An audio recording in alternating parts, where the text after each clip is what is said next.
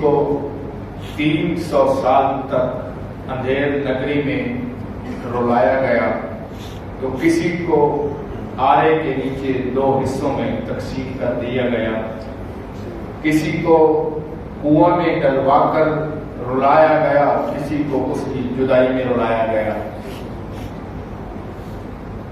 الغرض ہر نبی کی آزمائش انتہائی سخت اور کڑی، لیکن سارے انبیاء کی آزمائشوں کو جمع کر لیا جائے، ان آزمائشوں کو اکٹھا کر لیا جائے جو آزمائشیں ہمارے پیارے نبی صلی اللہ علیہ وسلم کی ذات اقدس پر آئیں، ان کے برابر نہیں ہو سکتی۔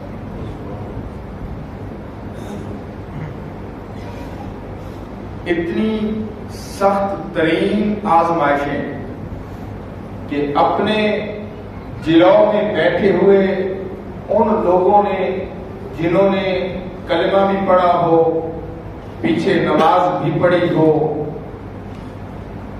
ساتھ بھی دیا ہو، انہی کی اولادیں وہی مخالف ہو کر خاندان رسول کو، کاروان رسول کو، خاندان بطول کو، اہل بیت نبی کو، جن کو مصطفیٰ کریم گردن میں بوسے دیا کرتے تھے، جن کو حضور سونگا کرتے تھے اور فرماتے مجھے جنت کے پھولوں کی خوشبو آتی ہے، جن کو مصطفیٰ کریم علیہ الصلوۃ والسلام خطبہ چھوڑ کر اٹھا لیا کرتے تھے، جن کو آقا علیہ الصلوۃ والسلام کے ساتھ، حضور علیہ السلام کو جن کے ساتھ اتنا پیار تھا کہ رونے کی آواز آئے تو دوڑ کر جائیں اور فرمائیں بیٹی ان کو نہ رلایا کرو، روتے یہ ہیں تکلیف محمد کریم علیہ السلام کے دل کو ہوتی ہے۔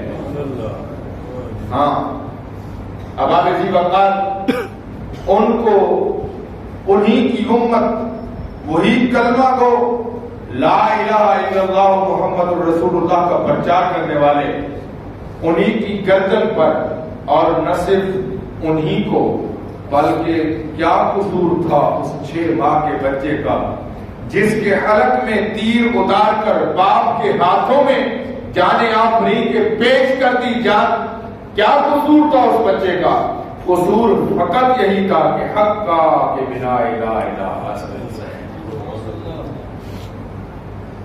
میں واقعہ کربلا سنانے کے لیے نہیں بیٹھے ہیں، یاد رکھیے، اور نہ ہی میں تاریخ کا سہارا لوں گا، نہ لینا چاہتا ہوں، لیکن احباب جی وقال اس سانحۂ کربلا کے بعد لوگ شعر پڑھتے ہیں قتل حسین اصل میں مرگ یزید ہے، میں نے اس کو چینج کر دیا، میں نے کہا ذکر حسین اصل میں مرگ یزید،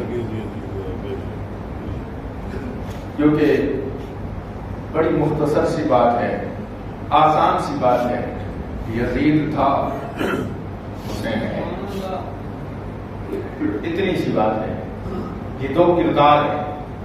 احباب جی وقار کریم آقا علیہ الصلوۃ والسلام کی حدیث پاک ہے، حسین منی وانا من الحسین، بس اس حدیث پاک کی تشریح سورہ پاک کے ساتھ جوڑ کر آپ کی گوش گزار کرنی ہے اور آخر پر آپ کو نتیجہ پیش کرنا ہے۔ اللہ رب العالمین نے ارشاد فرمایا انا اعطیناک الکوثر، اے محبوب ہم نے آپ کو کوثر عطا کر دیا ہے۔ پس منظر، شان نزول، کریم آقا علیہ الصلوۃ والسلام کی اولاد پاک سیدہ طیبہ طاہرہ حضرت خدیجہ رضی اللہ تعالی عنہا کے بدن انور سے 4 بیٹیاں اور 2 بیٹے اللہ نے عطا فرمائے۔ 4 بیٹیاں آقا علیہ الصلوۃ والسلام کو اللہ نے عطا فرمائی اور 2 بیٹے، 4 بیٹیاں جن میں حضرت زینب رضی اللہ تعالی عنہ، 2 بیٹے قاسم اور عبداللہ، حضرت سیدہ طیبہ طاہرہ فاطمہ الزہرا حضور کی حضرت خدیجہ سے ام کلثوم کریم آقا علیہ الصلوۃ والسلام کی پاک اور طاہر بیٹی کریم آقا علیہ الصلوۃ والسلام کو اللہ نے عطا فرمائی. یہ 4 بیٹیاں اور 2 بیٹے. مقدر اس طرح ہوا، بات اس طرح بنی کہ اللہ نے جو 2 بیٹے ابتدا میں عطا فرمائے وہ دونوں بیٹے اللہ نے واپس لے لیے. عرب کے اندر ویسے تو جس کی اولاد نہ ہو، جس کی اولاد سرے سے ہو ہی نہ، اس کو ابتر کہا جاتا ہے. جس کو اللہ نے اولاد سرے سے دی نہ ہو اسے ابتر کہا جاتا تھا. لیکن ہوا اس طرح جب آقا علیہ الصلوۃ والسلام کے صاحبزادگان کریم آقا علیہ الصلوۃ والسلام کے لفظ جگر نور نظر اللہ نے واپس لیے تو ان بدبختوں نے کریم آقا علیہ الصلوۃ والسلام کو ابتر کہا. صرف ابتر نہیں کہا بلکہ خوشیوں کے شادیانے بجائے. ابو لہب جو سگا چچا ہے اس نے بھی آ کر جب حضرت عبداللہ آخری حضور کے بیٹے جب انتقال کر گئے، اس کے بعد حضور کا کوئی بیٹا باقی نہ بچا، موجود نہ رہا، تو اس نے اسی رات اہل مکہ کو، کفار کو یہ خوشخبری سنائی، باتیا محمد اللہ، لوگوں آج کی رات محمد مصطفیٰ صلی اللہ علیہ وسلم کی نسل منقطع ہو گئی. اور عاص بن وائل یہ کہہ رہا تھا ان ابتر محمد صلی اللہ علیہ وسلم لا ابن له یقوم مقامہ بعدہ. لوگوں محمد کریم علیہ السلام کی نسل پاک منقطع ہو گئی، ختم ہو گئی. اب آقا علیہ السلام کی نسل نہیں رہی. میں اذا مات انقطع ذکرہ، فرمایا کہنے لگا عاص بن وائل جب یہ محمد مصطفیٰ کریم بھی اس دنیا سے چلے جائیں گے تو پھر ان کا ذکر منقطع ہو جائے گا.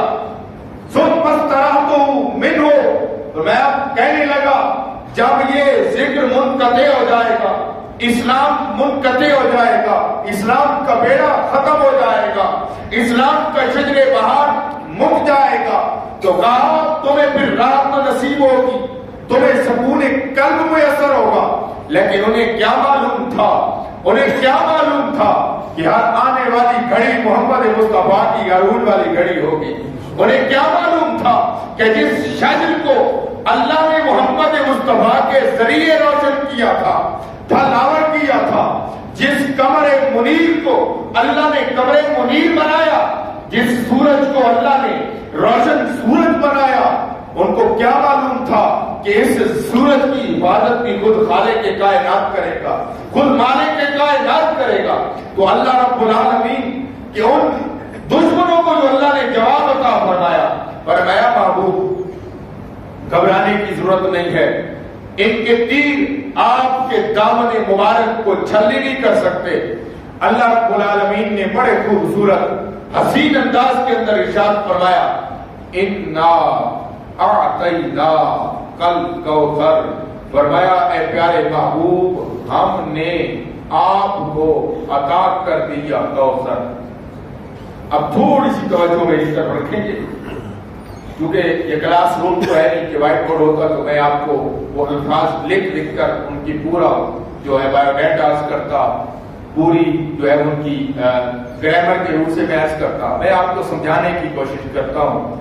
یہ لفظ شروع ہوا ہے انا سے، اور انا تاکید کے لیے ہوتا ہے. اس کا معنی کیا ہوتا ہے؟ بے شک. لیکن یہ انا نہیں ہے، اس انا کے ساتھ اللہ نے ایک الف کھڑی کر دی اور یہ الف جمع کا صیغہ بنا دیا. انا ہم نے، انا ہم نے.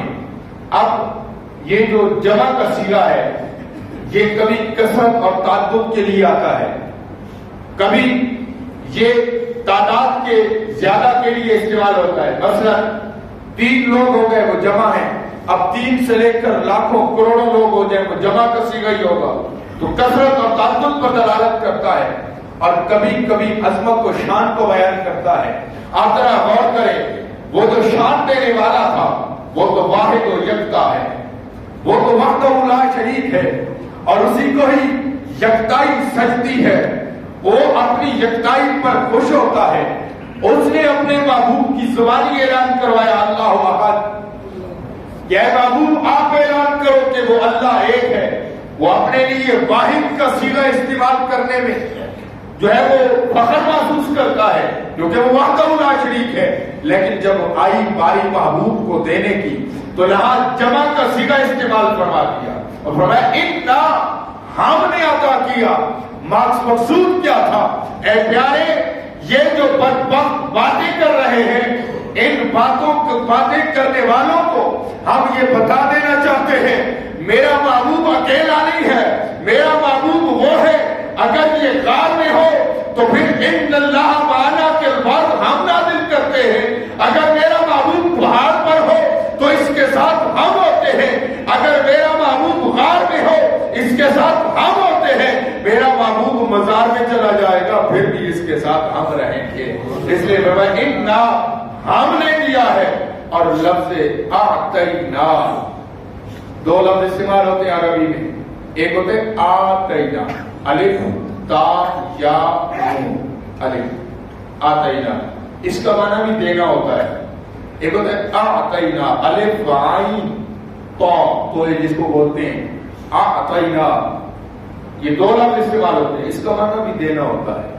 لیکن اللہ نے یہاں لفظ اعطینا کیوں استعمال کیا؟ اعطینا کیوں استعمال کیا؟ اللہ نے اعطینا کیوں استعمال نہیں کیا؟ تو اس کو بڑے خوبصورت انداز میں ابن منظور نے بڑی خوبصورت طریقے سے رقم دراز ہوئے. میں صرف ایک ہی مفہوم عرض کرنا چاہوں گا اور اس کے بعد جو اصل میں نے حدیث بات پڑھی ہے اس کی وضاحت کرنا چاہتا ہوں. اللہ رب العالمین نے لفظ آتینا استعمال کیا. آتینا کو بھی، آتینا اس کا معنی بھی دینا ہوتا ہے، لیکن اس میں دینا جو ہوتا ہے وہ اپنے ہاتھ سے نہیں ہوتا. دوسرا، جس کو دیا اس کو مالک بنایا یا نہیں بنایا. آپ میں سے کوئی شخص اٹھا، اس نے کہا علامہ صاحب ذرا 2 منٹ کے لیے کتاب دیجیے، میں نے آپ کو کتاب دے دی. یا ہو سکتا ہے پیچھے بیٹھے ہوئے بندے نے کتاب مانگی، میں نے اس کو بلایا، میں نے کہا یہ کتاب پکڑ، اس کو دیا. یہ آتینا کے معنی میں استعمال ہوتا ہے. اس کو کہا جائے گا کہ کوتی تو آتی تو کتاب فلاں، میں نے فلاں کو کتاب دی، لیکن یہ کتاب دی، کتاب مجھے واپس کی جائے گی. اس کو میں نے مالک نہیں بنایا، چونکہ کتاب میری ہے. میں نے اس کو دیا، ضرور اس کے ہاتھ میں گئی، اس نے پڑھی، اس نے پکڑی، کتاب اس نے لی. یہ آتینا کے معنی میں ہے. لیکن آتینا اس کا معنی اور ہے.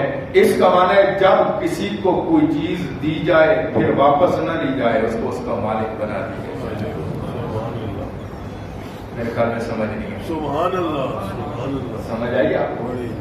اور پھر اعطینا کا دوسرا معنی بالید، یعنی کسی کے تھرو نہ دینا کہ لو جی جو یہ صاحب کی کتاب فلاں کو دے دو. نہیں، یہ اس کو اپنے دست اقدس سے دینا، اس کو اعطینا کہا جاتا ہے.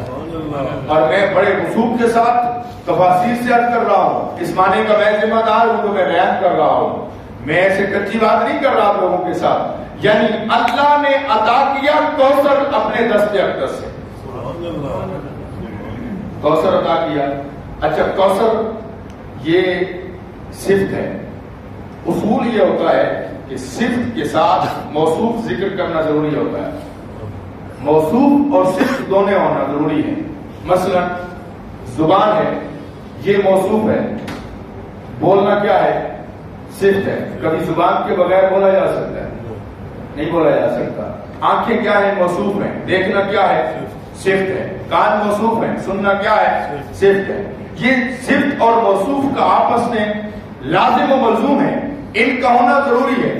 آنکھیں نہ ہو کوئی دیکھ سکتا ہے؟ آنکھیں نہ ہو کوئی دیکھ سکتا ہے؟ نہیں دیکھ سکتا.